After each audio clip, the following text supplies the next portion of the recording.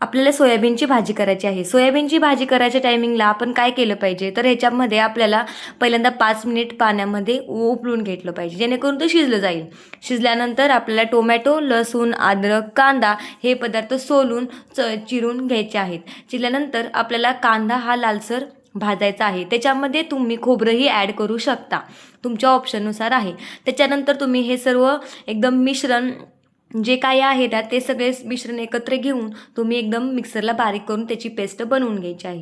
Paste बनवल्यानंतर ते आपण त्याच्यामध्ये जिरे टाकल्यानंतर ना एकदम कडक तेल झाला पाहिजे. त्याच्यामध्ये जिरे टाकून नंतर जो काय आपण मसाला केला आहे तो टाकायचा आहे. मसाला टाकल्यानंतर त्याच्यामध्ये घाटी मसाला किंवा लाल तिखट पावडरसुद्धा टाकू शकता तुम्ही. नंतर झाल्यानंतर तुम्ही एकदम तेल निघस तोपर्यंत मसाल्यातून भाजून घ्यायचं आहे. नंतर त्याच्यामध्ये आपण सोयाबीन टाकून घ्यायचं आहे. सोयाबीन टाकल्यानंतर ना वरून खाली वर करून घ्यायचं, जेणेकरून आपला मसाला जो काय आहे तो सोयाबीनमध्ये लागला जातो. लागल्यानंतर त्याच्यावरती चवीनुसार मीठ टाकायचं आहे. साईडला गरम पाणी करायला ठेवायचं आहे.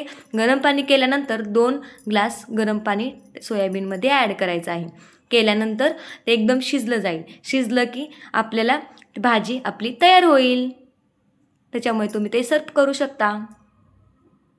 आपली भाजी तयार झालेली आहे.